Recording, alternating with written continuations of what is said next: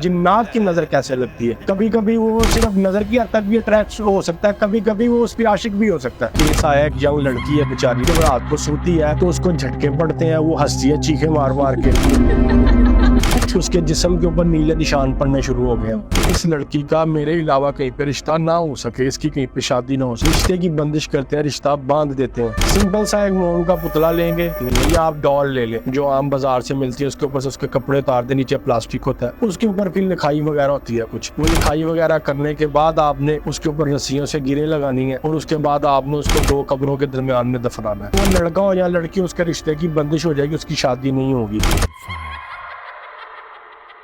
बिस्मिल्लाहिर्रहमानिर्रहीम, अस्सलाम वालेकुम, it's me Zaifa Nasir and you are watching Onyx news. आज के दौर में 2.5 करोड़ से ज्यादा लड़कियां 30 साल से ऊपर हो गई हैं, लेकिन उनकी शादी नहीं हो पा रही। हमारे साथ मौजूद है मारूफ रिसर्च एनालिस्ट, जिन्होंने इस मामले पर बहुत ज्यादा रिसर्च की भी और लोग इनकी बात को सुनते हैं। हम इनसे जानते हैं कि वजूहात क्या है, क्या रिश्तेदार इस चीज की वजह बन सकते हैं। अस्सलाम वालेकुम सर। वालेकुम सलाम। 2.5 करोड़ लड़कियां इस वक्त शादी की उम्मीद में बैठी हुई है, लेकिन शादी नहीं हो पा रही। क्या रुकावट है? क्या आपके रिश्तेदार इस चीज की वजह बन सकते हैं? कुछ केस ऐसे होते हैं फैमिली में। तकरीबन 15-20 दिन पहले एक केस आया, एक यंग लड़की है बेचारी, तकरीबन 22-25 साल उसकी उम्र है। उस बेचारी के साथ पैरानॉर्मल एक्टिविटीज स्टार्ट हो चुकी हैं। अब वो एक्टिविटीज क्या है कि वो बेचारी जब रात को सोती है तो उसको झटके पड़ते हैं, वो हंसती है चीखे मार मार के, उसके जिस्म के ऊपर नीले निशान पड़ने शुरू हो गए। मेरे से जब उनकी फैमिली में से किसी ने अप्रोच किया, मुझसे बात की, तो मैंने उनसे सबसे पहला सवाल ये किया, मैंने कहा जी आप मुझे ये बताएं कि इस बच्ची का रिश्ता कहाँ से आया था जिसको आपने इनकार किया। उन्होंने कहा जी ऐसा तो कुछ नहीं हुआ, आप क्यों ये सवाल कर रहे हैं। मैं कहा जी सिर्फ यही वजह है इसकी, इस हालत की, इसके अलावा कोई वजह नहीं। उस लड़की की बहन ने मुझे फिर बताया कि एक फलां लड़का था, वो पहले हमारे साथ ऑफिस में जॉब करता था, जहाँ पे मेरी बहन जॉब करती थी, मैं करती थी। उसने रिश्ता मांगा था और वो काफी अरसे से इसमें इंटरेस्टेड था और वो इस तरह की एक्टिविटीज में भी इन्वॉल्व है वो लड़का। तो हम लोगों ने रिफ्यूज कर दिया क्योंकि हमें उसका उठना बैठना, उसकी गैदरिंग, उसकी जो सोहबत है वो हमें पसंद नहीं थी। तो जब से हमने उसको रिफ्यूज किया और स्ट्रिक्टली रिफ्यूज किया, उसके बाद से हमारी बहन की जो है ना ये कंडीशन होना शुरू हुई है। अब ऐसी सूरत हाल में लोग क्या करते हैं, रिश्ते की बंदिश करते हैं, रिश्ता बांध देते हैं कि इस लड़की का मेरे अलावा कहीं पे रिश्ता ना हो सके, इसकी कहीं पे शादी ना हो सके। अब उसका तरीकेकार क्या है? सिंपल सा एक मोम का पुतला लेंगे या आप डॉल ले लें जो आम बाजार से मिलती है, उसके ऊपर से उसके कपड़े उतार दे, नीचे प्लास्टिक होता है, उसके ऊपर फिर लिखाई वगैरह होती है कुछ। वो लिखाई वगैरह करने के बाद आपने उसके ऊपर रस्सियों से गिरे लगानी है और उसके बाद आपने उसको दो कब्रों के दरमियान में दफनाना है। अब वो करना क्या क्या पढ़ना है वो चीजें नहीं मैं बता रहा, वरना ये लोग हमारे यहाँ पे इन चीजों की तरफ चल पड़ते हैं। बस इतना सा अमल करना है तो वो लड़का हो या लड़की, उसके रिश्ते की बंदिश हो जाएगी, उसकी शादी नहीं होगी। अब ये तो एक पहलू आ गया जादू के हवाले से जी। दूसरा एक पहलू जो लड़कियों के साथ इस वक्त सोसाइटी में बहुत बड़ा इशू बना हुआ है, लड़कियों की शादी न होने का या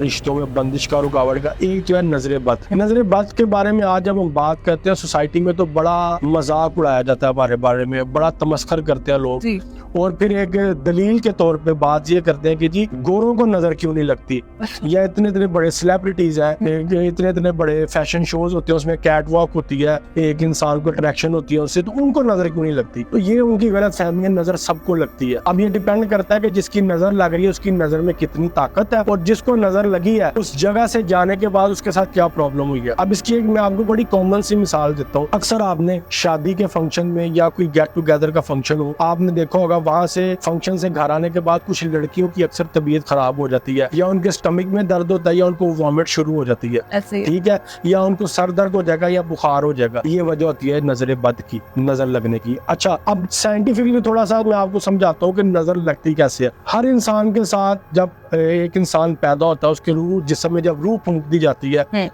तो उसके साथ एक हमजाद पैदा होता है। अच्छा। जो कि एक जिन का बच्चा है, इब्लीस का बच्चा, औलाद इब्लीस है। अच्छा। इसका कुरान पाक में सूरह बकरा में भी जिक्र है और सूरह कहफ में भी जिक्र है। अरबी में लफ्ज करीन है, उर्दू में हमजाद है, इंग्लिश में स्पिरिट है। इंग्लिश में रूह को कहते हैं सोल और हमजाद को कहते हैं स्पिरिट। उर्दू में रूह है और हमजाद जो है वो स्पिरिट जो है वो एक जिन का बच्चा है, इब्लीस का बच्चा है। हमारे साथ जो शैतान जिन है ना, उसने सामने वाले के हमजाद के साथ अट्रैक्शन डेवलप कर लेनी है। जब उनकी अट्रैक्शन डेवलप हो जाएगी तो उस शख्स को नजर लग जाएगी, वो डिस्टर्ब हो जाएगा। अब उसके डिस्टर्ब होने में उसको सरदर्द भी हो सकती है, उसको स्किन की प्रॉब्लम भी हो सकती है। अच्छा, हमारी सोसाइटी में लड़कियों के साथ जो एक्ने की एक प्रॉब्लम है ना, या चेहरे पे दानों की, जिस्म पे दानों की, या बाल गिरना, इसकी भी बहुत बड़ी वजह या तो इंसानों की नजर लगना या जिन्नात की नजर लगना। अच्छा, ये जो दाने निकलते हैं ये भी जिन्नात हाँ की जी, वजह से नजर। जिन्नात की नजर या इंसानों की नजर, इंसानों की भी नजर लगती है, उससे भी लड़कियों को ये बीमारी लगती है कि उनके जिस्म पे दाने निकलते हैं, चेहरे पे बहुत ज्यादा दाने निकलते हैं, और कभी कभी कुछ जिन्नात की भी नजर लग जाती है। अच्छा, अब इंसानों की नजर तो लग गई किसी महफिल में से,